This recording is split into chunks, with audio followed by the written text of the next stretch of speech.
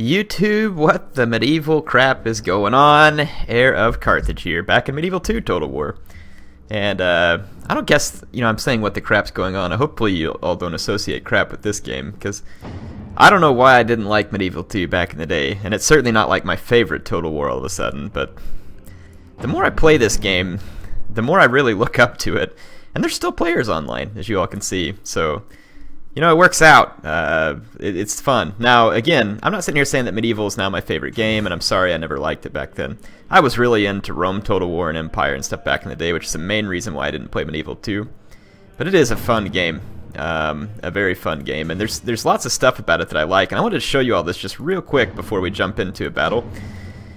I'd kind of like to go through all Total War games and do this at some point, but I want to show you something about multiplayer in this game, and it actually somewhat applies in campaign as well, that I just really, really like, and I don't know why Creative Assembly got away from it. But let me just give you an example. Let's pick England, and it doesn't matter that we've picked whatever age it is. Let me show you something. If I start picking, say, these feudal knights, okay, great, man. I'm going to spam these oh, wait. What? Why did it just turn red? I don't get it. So hang on. This guy costs 730, but if I pick a fifth one, it costs 910. Okay, well, I'm going to keep spam. What? Now it's 1090, 1270. Look at that. It's built-in anti-spam. So by me spamming these feudal knights, it's costing me progressively more for these units. It's a very interesting feature. And it kind of, how a lot of players in newer Total War games are always making rules. It's like, hey, max 4 are the same, max 6 are the same, max this. It's built in, and it's neat. Now, it does suck for some factions because they'll only have like one good type of infantry. But the thing is, it definitely creates faction identity because you have to pick your units intelligently. I really, really like it. It's a fantastic feature. One other thing about this is cool. It's not necessarily applicable in all Total War games, but I like it. If I pick these feudal knights and then upgrade their armor and weapon, or their armor here, and then the same thing in campaign, if I upgrade their armor, they look different on the battle map, like their armor has changed. Very, very cool feature of this game as well. This feature, or this campaign, I don't know if it was the first one that really introduced resources. I don't think Rome had resources, Rome Total War. Maybe it did, but this one has resources on the campaign map, which is kind of interesting. They don't play a massive role that I've noticed yet. And there's just a few other things that this game had, which some of the newer games have the resources and everything as well. And there's definitely downsides to this game as well. I like the way the battles play out in this game. They're a little slower, a little different, but it's pretty neat, and the cavalry's pretty neat. So anyway, let's jump into a battle. I could sit here and talk about this for a while, but I just wanted to point those things out. I want to show you all some things from past Total Wars that I like. I want to show you things in new Total War games that I like. I'm hoping that we can meld these together into a Total War masterpiece. So that would be really fantastic. So we're going to load a battle replay that I was able to play. Gotta love those pictures there. So this battle, I wanted to do something a little bit fun. My opponent came in. He's like, well, what rules do you want? And I was like, well, I'm okay with whatever makes you happy. And he's like, well, let's just go no rules then. It's like, all right. I know that's a risk because there's some quirky units in this game for sure. I was like, well, let's just go for it. And then I decided to make it a little more fun. I decided I wasn't going to look and see which faction my opponent had picked because I'd already moved past that screen when it started. So I just picked the Holy Roman Empire, which is a pretty cool faction in my opinion, even if it's just by looks, but they seem like they're a pretty strong faction if used right.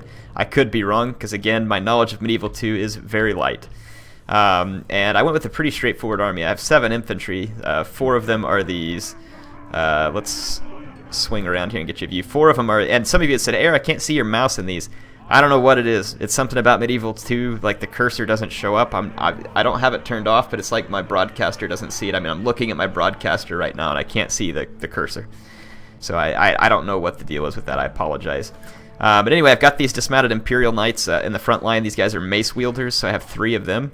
So I'm hoping that they can chip away at any heavily armored enemy units. And then I've got the sword-wielding knights in the back. These are just dismounted feudal knights. Very cool-looking units. I love their helmets and stuff. And then, yeah, that's all I have here. So on one flank, I have Teutonic Knights. Very cool unit indeed. And it seems like the Holy Roman Empire has access to some very, very nice heavy knights. And then here I've got some Gothic knights, which are also extremely cool looking units. Yeah, some of the horse units on this game just really look fantastic. Anyway, that's my army, and I have 1 unit of peasant archers. Oh, that's not all my army. So I have this 1 unit of peasant archers, general's bodyguard, and my fun unit was going to be this riders cavalry. And these guys have like little, I'm guessing, matchlock pistols. So don't know how realistic the unit is, but if I remember right, these guys can be pretty dang annoying unless you have missile cav of your own, because they're fairly quick and they can shoot and scoot basically. Let's speed up and get the battle started. And my opponent has picked Spain.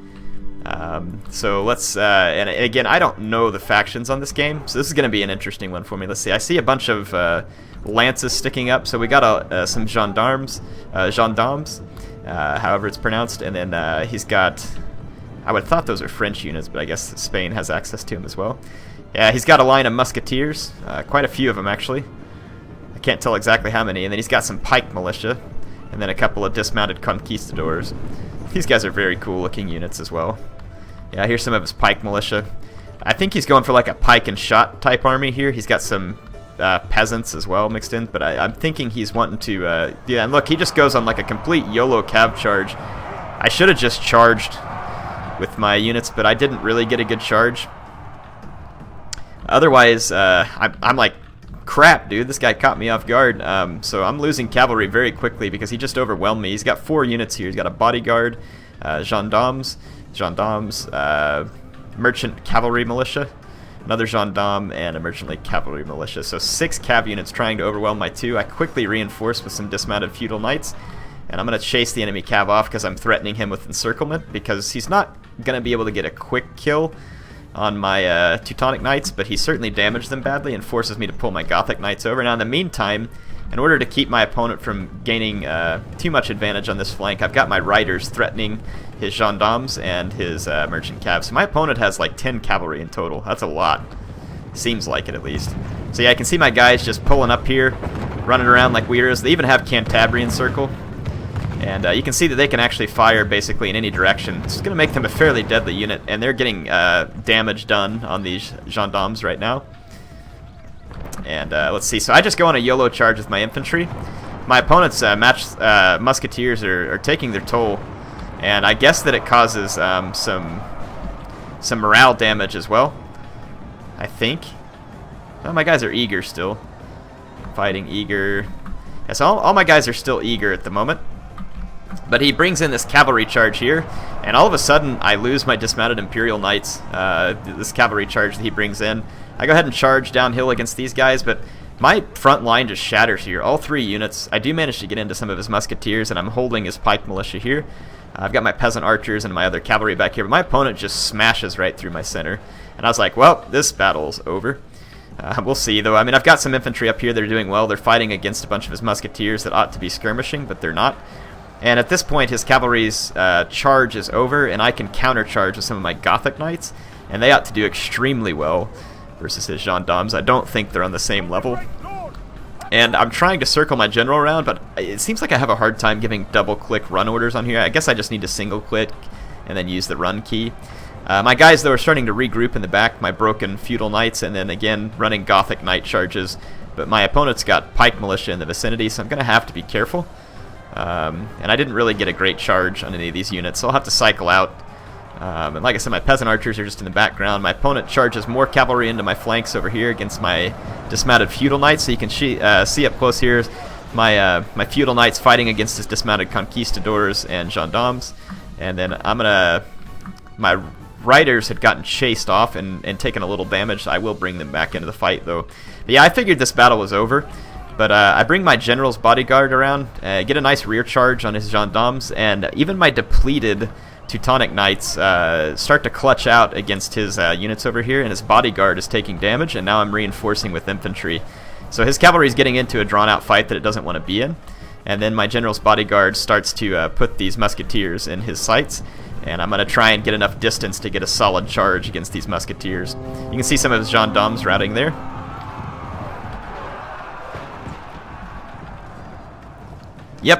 So I got a nice charge into those musketeers. Got a lot of kills. I'm going to go ahead and cycle out after that charge. I shouldn't lose any men cycling away from the musketeers. And I'm going to try and go on a charge into this unit that's apparently trying to target my general. It's at this point that a lot of Spanish units, I guess, start to feel the pinch against the quality of my Teutonic units. He's got pike militia, musketeers, all these kind of things fighting, and they're up against dismounted feudal knights, which I'm guessing are a decent unit because they're holding out really well here. The enemy general dies, so my general's still very much alive, and with the death of the enemy general and many of these men losing combat, this battle's actually now going to take a wild swing back against my opponent. He does have this unit of dismounted conquistadors that really need to be in combat here, and they're not. My general, meanwhile, is getting some fantastic charges against these musketeers and just hammering these guys, making them question whether they should have moved into the gunpowder age so early. My riders, I finally remembered them. I've gotten them up close to the combat. These gendarmes that are I don't know, are these guys gendarmes? That's what I would think. Gendarmes.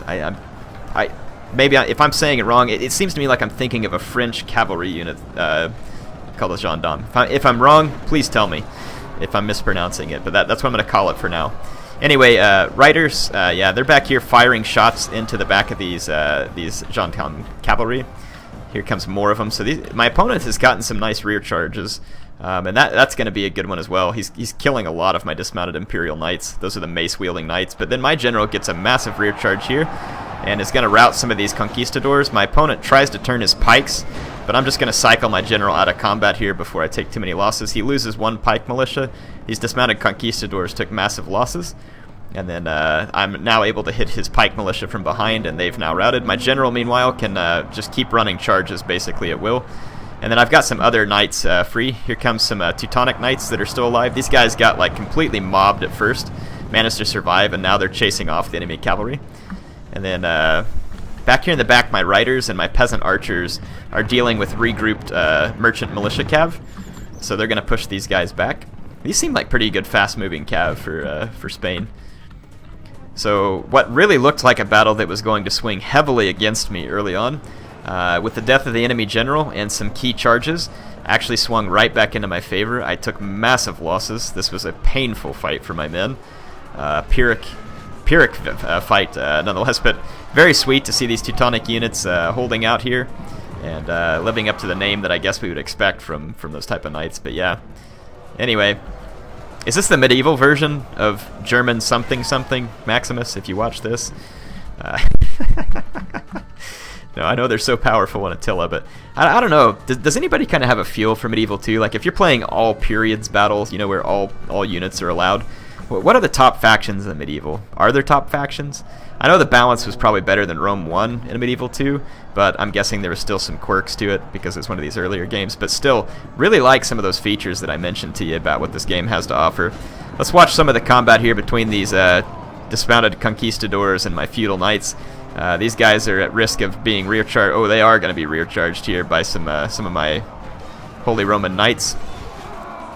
That's going to be more than they can handle for sure. So what else do we have left? We've got some units that have regrouped over here. These some musketeers. Check out these guys wielding their early muskets.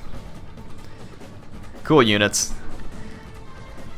I've not ever seen in this battle. I almost changed my mind about the musketeers. Do they have a morale effect? Because it seemed like my army got routed up front badly and pretty quickly.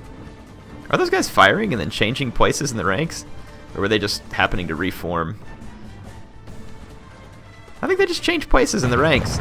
That's kind of cool. Never noticed that kind of stuff before. And then they got the reloading animation going on. See, this game's full of surprises.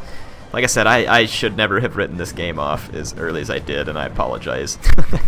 Again, not sorry that I spent a lot of time on Rome 1. I loved that game thoroughly. These dismounted conquistadors are going to get smoked as well. And they are now going to rout, and I think that's the end. Well, no, there's a couple of enemy units back here, but my riders and peasant bowmen are going to be running these guys down. You can see my riders here running around, acting like it's the 1860s in the western states of America, riding around on their horses, brandishing their pistols. Some merchant cavalry regrouped here and started chasing my peasant archers, but they're going to rout in the face of my rider cavalry that's nearby. So yep, these guys definitely helped clutch out a bunch of important kills. So this was a great game. My opponent's army caught me completely off guard, and he was 600 men stronger than my army, and he dang near chain routed me early on. I was very fortunate. With the amount of cavalry he had, and maybe just a little more coordination, he may have been able to chase some of my routing units, make sure they didn't come back, and I'm not sure that I could have recovered from such a position. If we take a look at some of my clutch units, my general's bodyguard, only 30 men strong, racking up 134 kills.